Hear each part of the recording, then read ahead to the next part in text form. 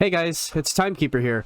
Now, I've seen a lot of anime profile picture people make fun of people for using presets, even if they use presets in a creative way. Well, I'm going to show you guys that it is perfectly okay to use presets. If you're using them as like a starting point for a sound you're going for, or to completely change it into something different, this is for you. So first off, I'm showing an instance of a preset being used in a track. With this case, this is a unreleased track from my upcoming EP, which is coming out soon. So the main sound we're going to talk about is this one right here, so take a listen.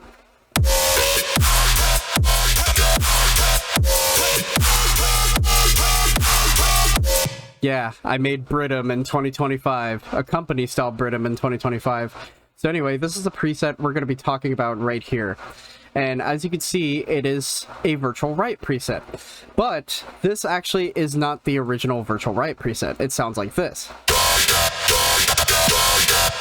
And I actually have the original preset loaded up right here, and this is what the original preset sounds like.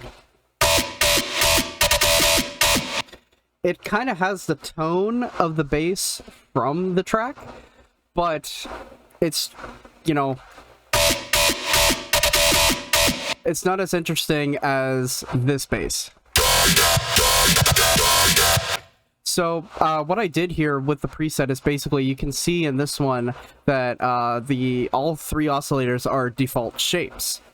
And there's no warp knobs. All the knobs are completely as they were as Virtual Write saved the preset.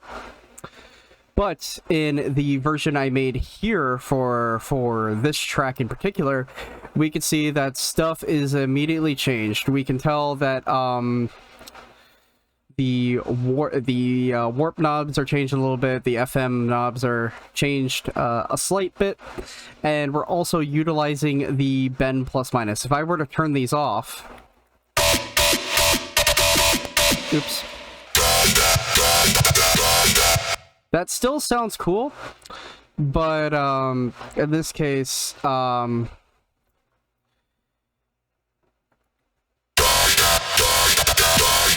so just the warp knobs alone changed the general structure of the sound, which is pretty cool. And also, as you can see, the ratio pitch modes. Also, you can also change the pitch modes in Serum 2, by the way. You can change it to harmonics, semitones, ratio. Right now I have it on ratio.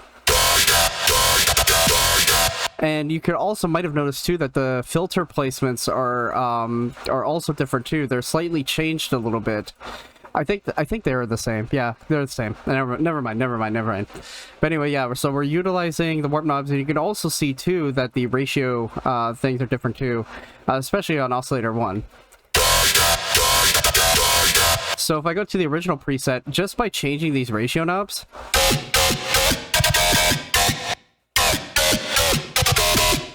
so if I were to change these to like the exact placements that they are in the original bass, it still doesn't sound like the bass we're going for. So what we need to do is we need to select the Virtual Write wavetable, which is Terror Triangle. It's kind of going in the direction we're going for. We need to select bend minus and ASIM, and then we assign these to the LFO, I believe.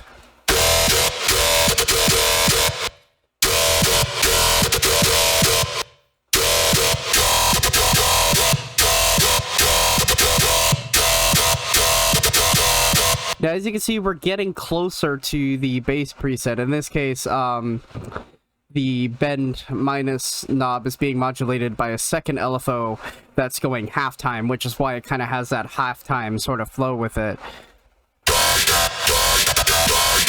So that's just one example to utilizing a preset into a really creative way. It's pretty cool. Okay, so to show another example of using presets in the context of choosing a preset that's going in the direction you want, I'm going to be showing some presets being used in my VIP of Gassed Up, which is a old song I did with Low Prov that I decided to turn into a VIP. So here's the drop.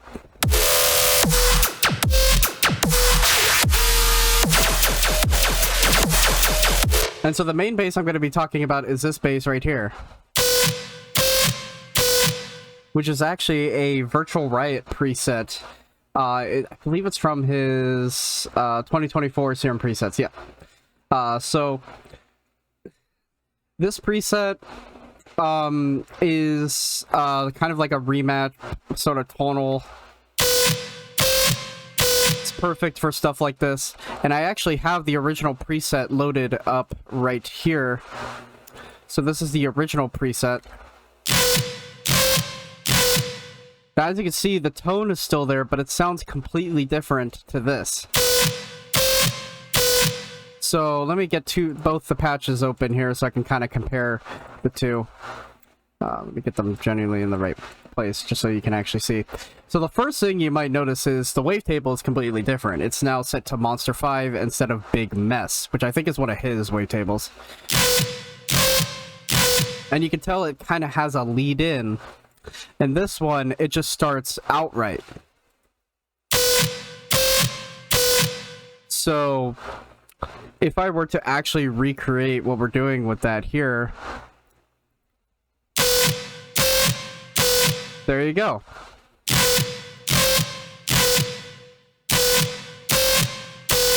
And there you go. That's pretty much how you make the tone. Except we are using Monster 4, which I think kind of makes a little bit of a difference. I don't know.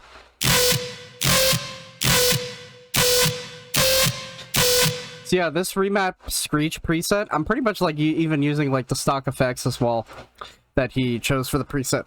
But pretty much this preset was going in the right direction when I heard this. So all I did was I just moved this LFO to make the bass a little more tighter.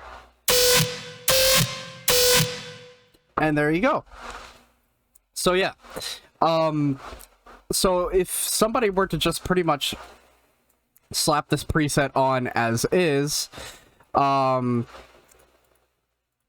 like, it sounds different than this. So you probably will kind of tell that it was a preset, like if you have this preset, but you won't be able to like immediately be like, oh yeah, he used a Virtual Riot preset. I mean, kudos to anybody that can tell I use a Virtual Riot preset. But yeah, just there alone, we actually recreated the gassed up VIP bass. So yeah, that's pretty much it. I cannot stress enough, and I've actually had like producer friends of mine come up to me basically saying that they were told that they are not allowed to use samples or presets and stuff like that. You are perfectly allowed to use samples and presets. These presets would not exist if they weren't meant to be used. Like, why would all these producers be putting out preset packs, sample packs, if you weren't meant to use them? Like, are they just putting them out for decoration or something? No. So anyway, I hope you guys enjoyed this video, and I'll see you in the next one. Bye.